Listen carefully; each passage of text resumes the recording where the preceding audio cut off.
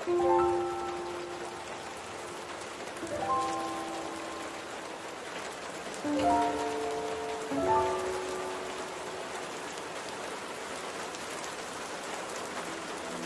are going to start with the practical problem, second problem on the partnership from final accounts. That in the first chapter we had solved a problem, and after that in last previous video we also seen the four important adjustments. Now we will start with the new practical problem. My name is SB Tupe.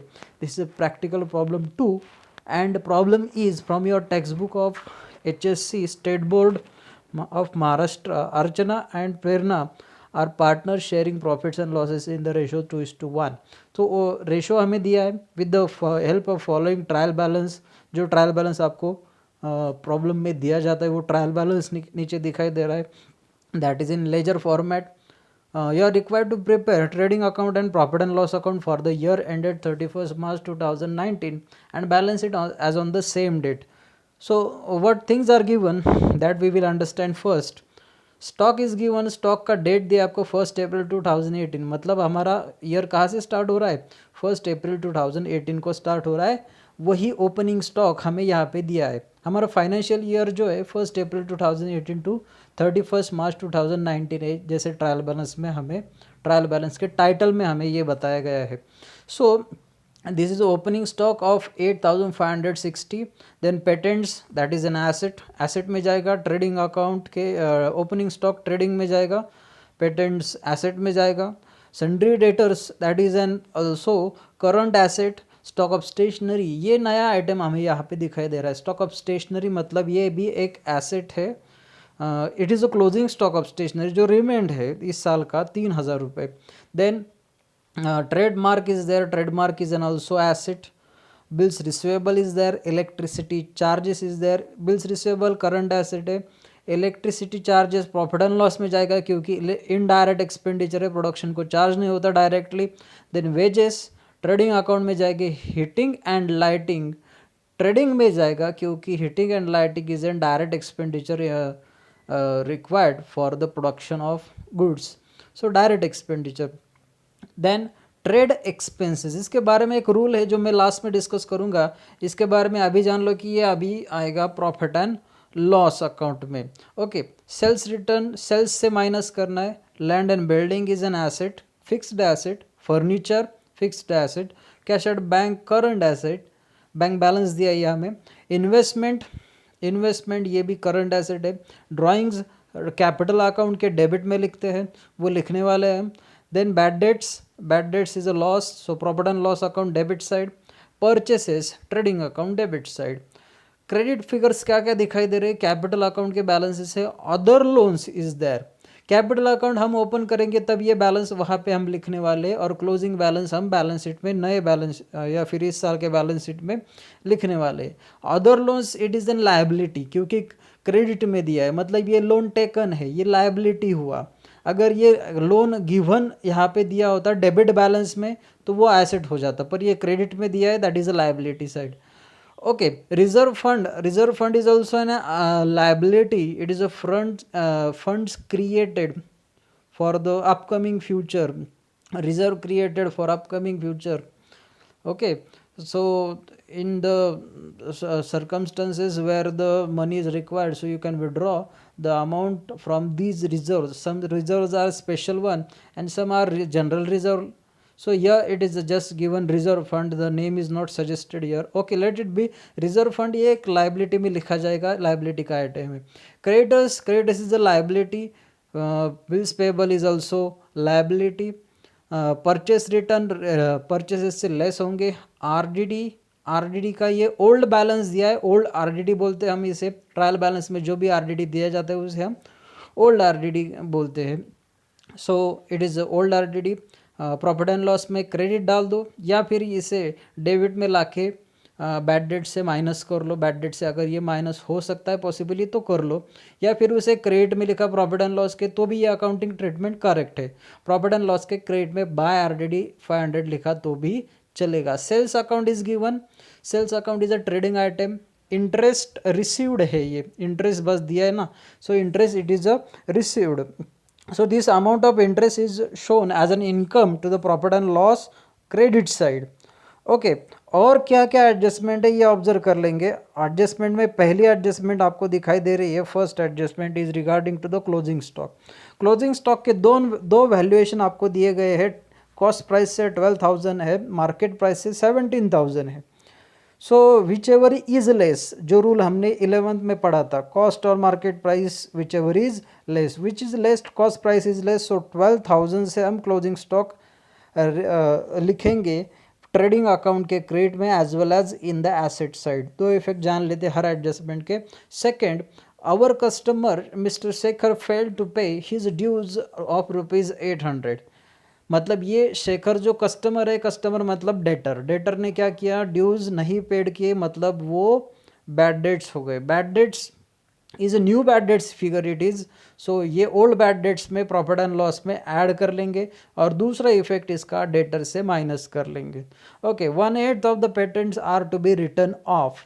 1/8 patent, patent आपको debit में दिखाई दे रहा है. Second item, patent is a asset, ये हमने discuss किया था. 1/8 मतलब 20th part. Okay, 20th, not 20th actually, but 1/8 part of the 2000 we will calculate. Okay, सो वो जो 1/8 पार्ट होगा उसको आपको डेप्रिसिएशन जैसा ट्रीट करना है. राइट ऑफ मतलब क्या, रिमूव कर देना. डेप्रिसिएशन जैसे ट्रीट करेंगे मतलब प्रॉफिट एंड लॉस में डेबिट डालेंगे, 2 पेटेंट्स रिटर्न ऑफ, और दूसरा इफेक्ट पेटेंट से उसको लेस करना है एसेट साइड पे. So what ever that amount would be, that will be calculated as per the calculation. Whatever figure you will get, you will minus it from the patents on the asset side. Okay, next, fourth adjustment, a part of furniture 5,000 is purchased on 1st October 2018. इस adjustment के कोई दो effect नहीं है. ये adjustment additional information आपको बताए. ये किससे रिलेटेड है, नंबर 5 से रिलेटेड है. क्या दिख रहा है नंबर 5 में, depreciation on land and building 10% and on furniture 5%. Furniture पे 5% का डेप्रिसिएशन है. और अब ये देख लो कि फर्नीचर की वैल्यू कितनी है. फर्नीचर की वैल्यू आपको दिखाई दे रही है लैंड एंड बिल्डिंग के नीचे, देखना वो आइटम है furniture 13,000.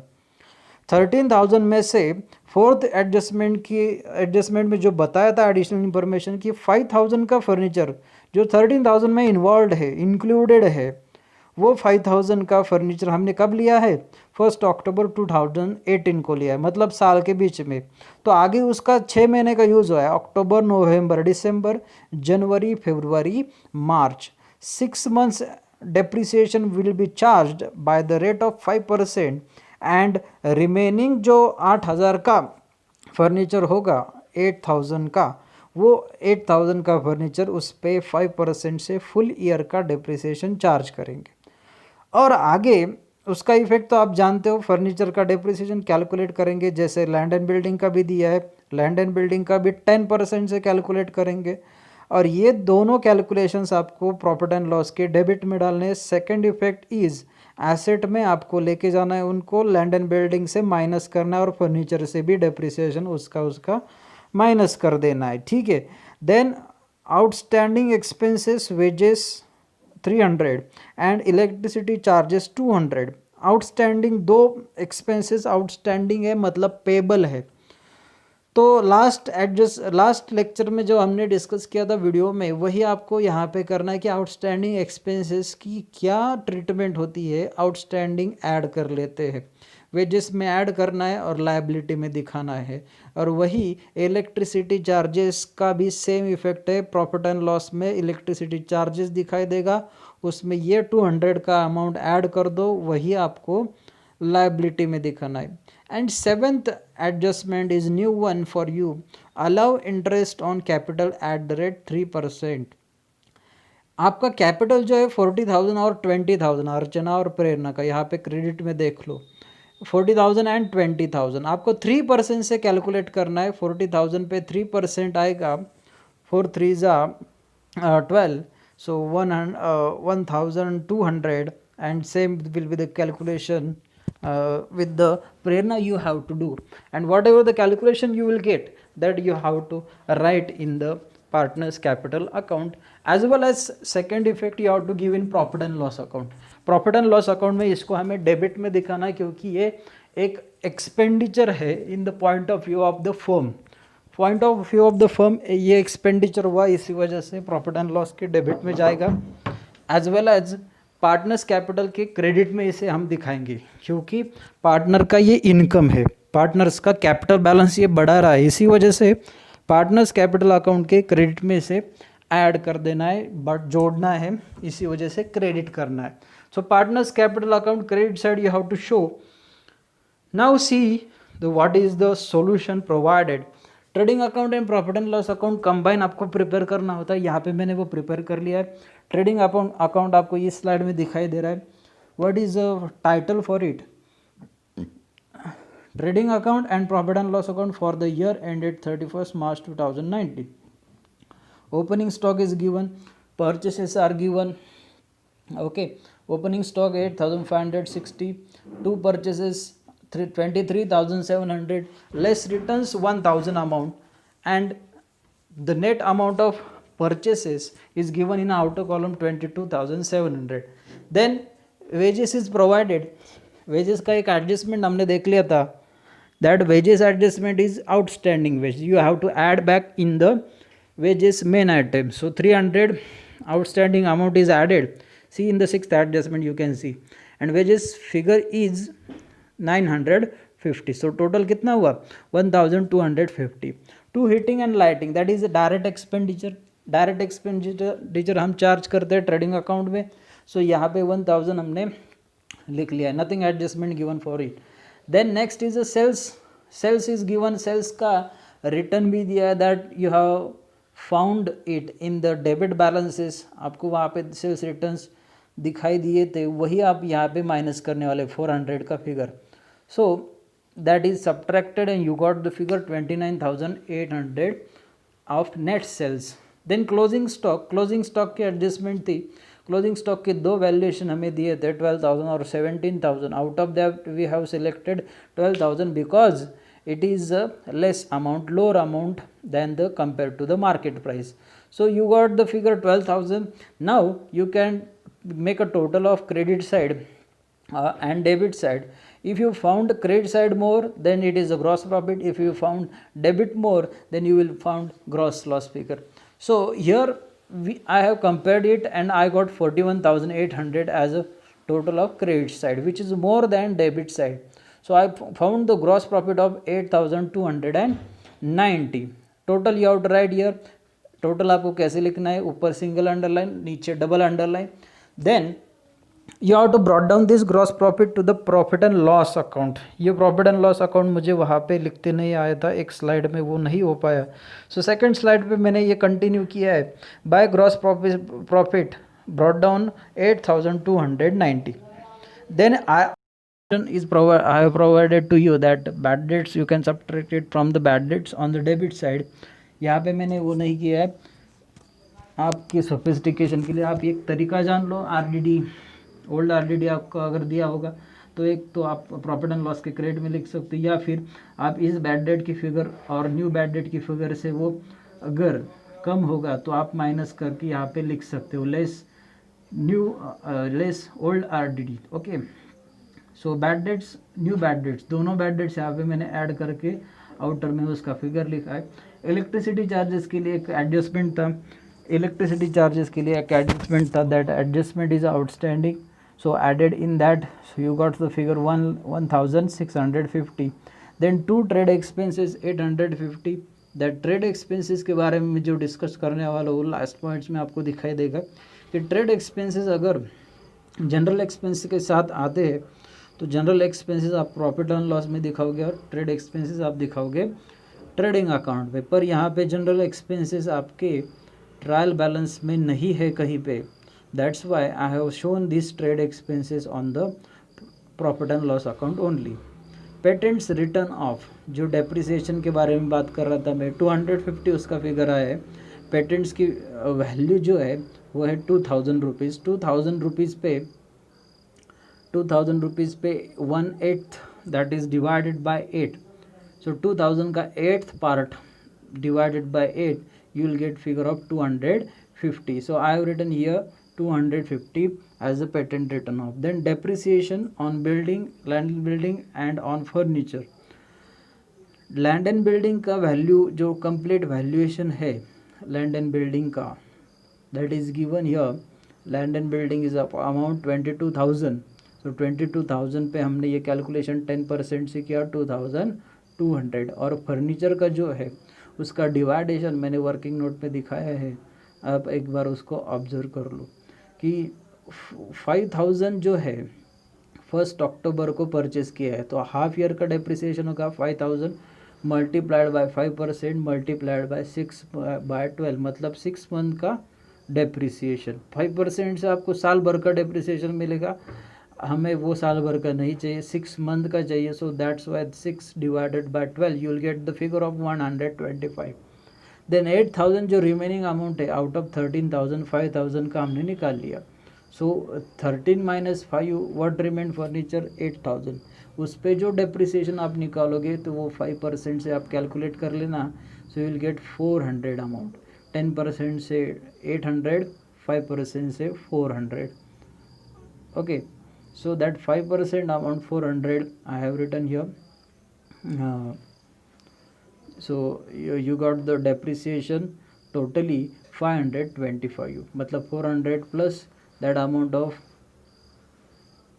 this 125. So total depreciation of furniture is 525 that I have shown in this inner column of profit and loss account. Total depreciation हमें यहाँ पे मिलता है 2,725. देन इंटरेस्ट ऑन कैपिटल, जो इंटरेस्ट की आपको एडजस्टमेंट अभी अभी बताई थी, interest on capital is an expenditure in the point of view of partnership form.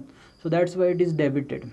सो अर्चना का आपका जो इंटरेस्ट है वो कितने परसेंट से आएगा, अर्चना और प्रेरणा का, अर्चना का जो है 3% से और प्रेरणा का 3% से. सो 3%, 4 3 12, so 1,200 of Archana, 3 2 6, that is 600 of Prerna. So you will get these two figures, and totally interest paid or as a expenditure debited to the profit and loss account is 1,800. Credit side यहाँ पे observe कर लेते. Gross profit ये पहला posting था, RDD old RDD ये दूसरा posting था. इंटरेस्ट जो क्रेडिट में हमने लिखा है, जो इंटरेस्ट रिसीव्ड है प्रॉपर ट्रायल बैलेंस की क्रेडिट में पहले से ही दिखाई दे रहा था, एज इट इज़ उसका पोस्टिंग किया क्योंकि उसको उसमें कुछ चेंजेस नहीं है या फिर कुछ एडजस्टमेंट उसके लिए नहीं है. At the and I found the result, credit side is more 9,100 and debit side is less, and that's why I got the net profit amount. Net profit amount कितना मिला 825. और ये प्रॉब्लम मैं आपको दिखाना चाहूँगा. 825 अगर आपका नेट प्रॉफिट है तो वो किस में डिस्ट्रीब्यूट होगा, आपके प्रॉफिट शेयरिंग रेशियो में. सो 2:1 is the profit sharing ratio. Distributed amounts are like this 550 and 275. यहाँ पे वो क्रेडिट यहाँ पे किया गया है 550 एंड 275. पार्टनर्स कैपिटल अकाउंट कैसे प्रिपेयर करते हैं एक बार फिर से देख लो कि partners capital account 3 columns in the debit side, 3 columns in the credit side. Archana, Prerna, these are 2 partners. Okay, so by balance brought down the old balances of partners 40,000 and 20,000. Interest on capital ये उनके लिए item बढ़ाने वाला, capital बढ़ाने वाला ये item है, इसी वजह से 1,200 and 600 these two amounts are credited to the Archana and Prerna.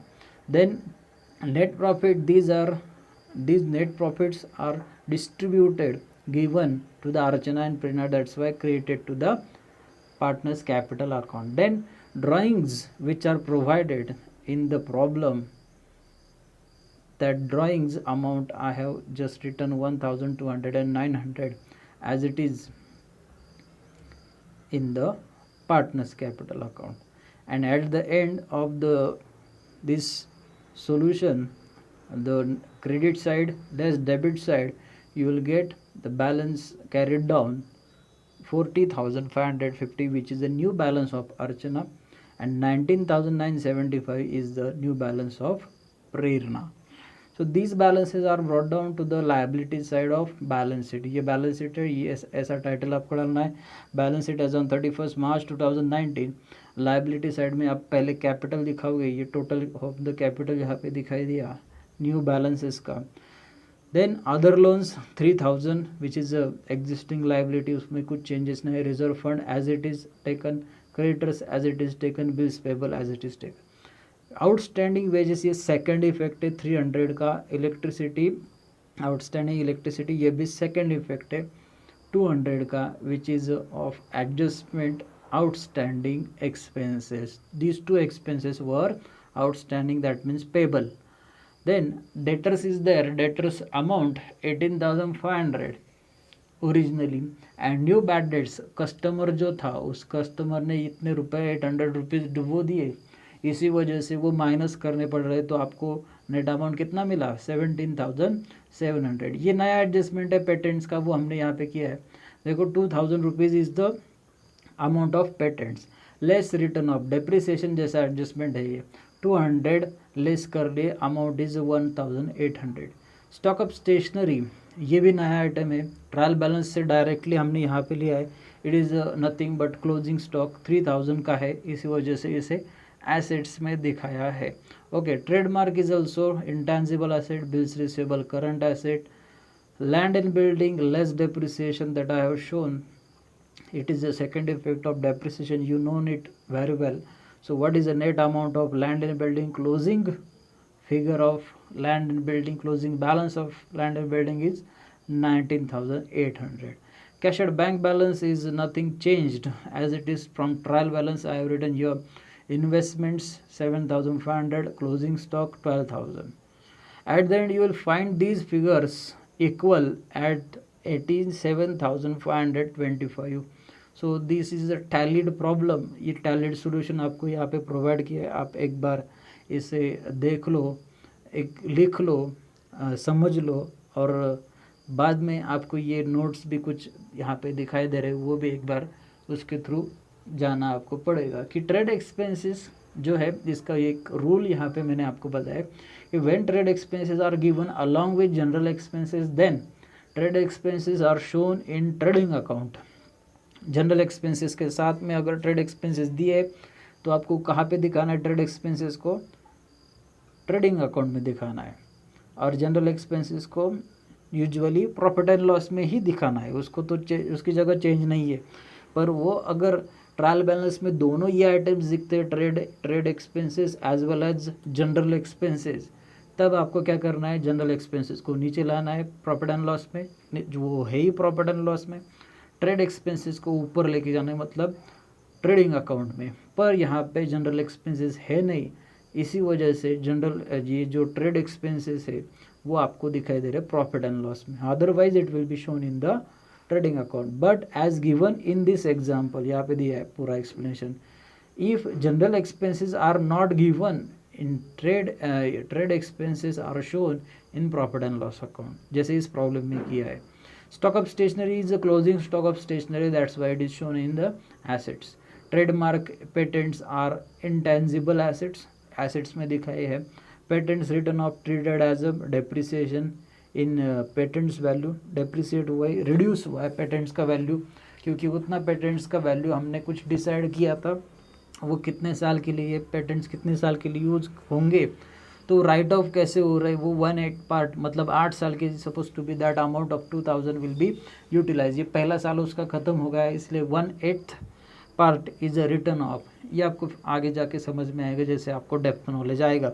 Okay, interest on capital is the expense of the firm, so it is debited to the profit and loss account, then credited to partners capital account. ये हमने जान लिया है कि profit and loss में ये debit जाएगा, क्योंकि इंटरेस्ट ऑन कैपिटल ये एक्सपेंस है, और क्रेडिट करेंगे क्योंकि पार्टनर्स कैपिटल के अकाउंट के बैलेंस को वो बढ़ा रहा है. Furniture total value in trial balance is 13,000. ये एक्सप्लेनेशन मैंने आपको दिया है कि उसका डिवाइडेशन हमने कर लिया. एडजस्टमेंट से आपको ये समझना होगा कि एडजस्टमेंट में उसका वैल्यूएशन 5,000 दिया है, मतलब ये अलग वैल्यूएशन नहीं, इंक्लूडेड वैल्यूएशन है 13,000 में. ठीक है, ये इंपॉर्टेंट एडजस्टमेंट, आप इसे ठीक से समझ लो, पढ़ लो. Closing stock is closing stock valuation rule यहाँ पे मैंने आपको फिर से दिया है, कॉस्ट और market price whichever is less, जो कम कीमत है कॉस्ट और मार्केट प्राइस जो आपको ट्रीट करनी है एज ए ट्रेडिंग अकाउंट के क्रेडिट पे, और as well as you have to shown in the asset side that amount you have to select, it is 12,000 here which is the cost price less than the other price. And that is the end of this session. You have understood many new adjustments. In the next session I will tell you many more things and how to solve the problems. Thank you for watching this video, and please subscribe and like this video.